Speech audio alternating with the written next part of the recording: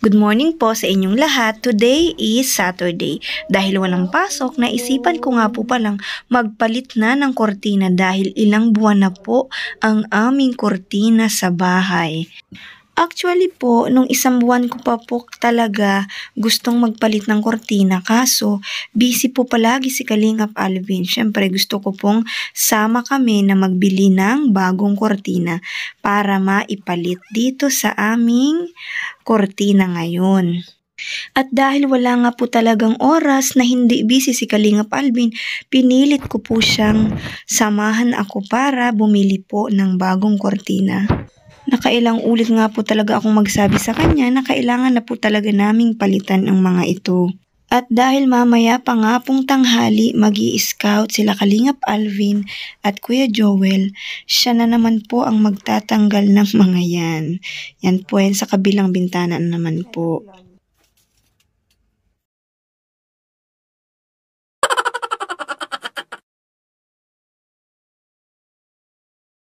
At salamat po sa aking mahal na asawa dahil napilitan po siyang iligpit ang mga tinanggal naming kortina. Charot lang.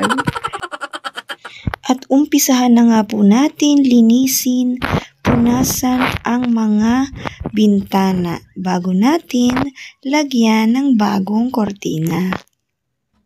At sa mga oras na ito ay damang-dama ko po ang paglinis at o pagpupunas dahil nililinis ko po ang mga alikabok. Masarap naman po sa pakiramdam na sa isang araw may nagawa ka. So, ito ay matatawag kong fruitful day. Masaya po ako dahil tinulungan po ako ni Kalingap Alvin. Sa totoo lang po, inuto-uto ko po yan.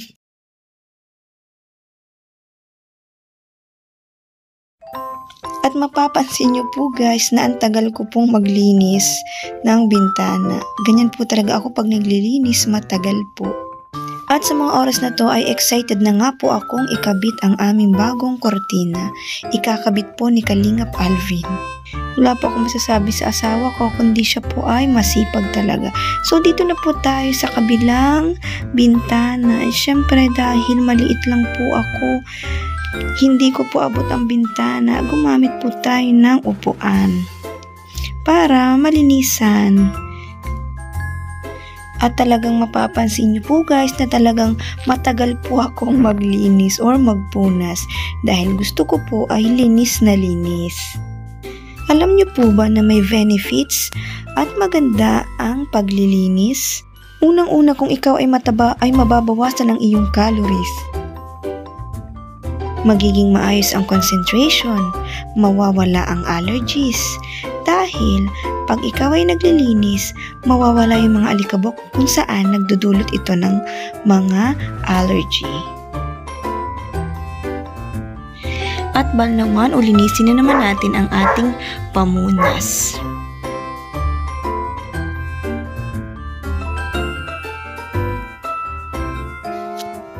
At narito nga po pala ang aming pang-apat na option na nabili po naming kortina.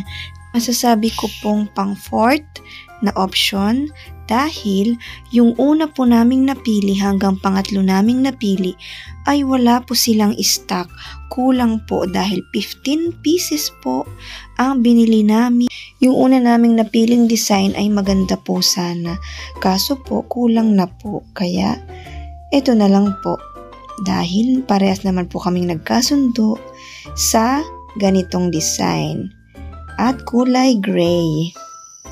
Maganda naman po siya at hindi dumihin. Yan po ang pag bumibili po kami, lalo na kapag katulad ng kortina, yan, ang binibili po namin ay mga hindi dumihin.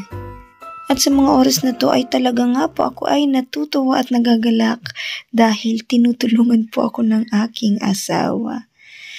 At ngayon po, inutusan ko po si Kalingap Alvin na i-move itong aming higaan, itong aming katre. Dahil para malinisan ko po ang mga sulok at ilalim ng aming higaan. Masaya po ako at na-overwhelm talaga dahil ang dami ko po dyan nakitang mga alikabok at mga buhok-buhok ko pong mga naglagas. After 2 months, nakapaglinis din po ulit ng silong ng aming higaan. At hindi pa nga po ako nakontento, after ko pong punasan ay tigmap ko pa.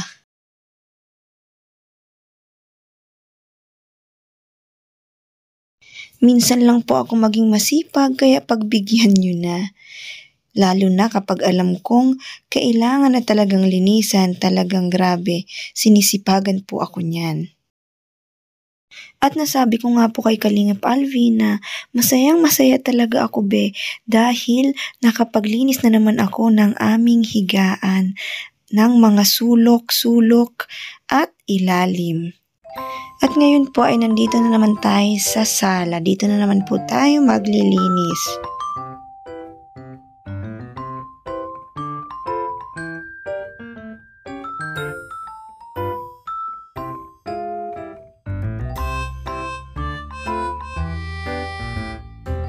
Simple lang po itong aming nabiling kortina. Kulay gray para hindi dumihin. At ito po ang aming napagkasunduan ni Kalingap Alvin. Dahil yung unang choice namin, maganda po sana, kaso wala na po silang stock. So, dito po kami napunta. Pwede po bang mag-comment kayo kung ano na naman po ang pwede nating iprank kay Kalingap Alvin?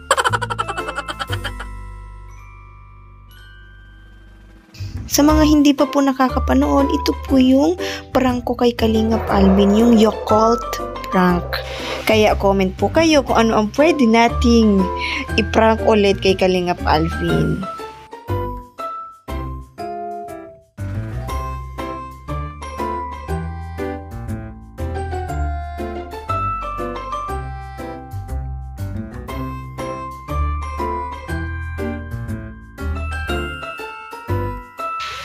At dahil mag-i-scout na po sila Kalingap Alvin at Kuya Joel, ay ako na po ang magsasabit ng kortina.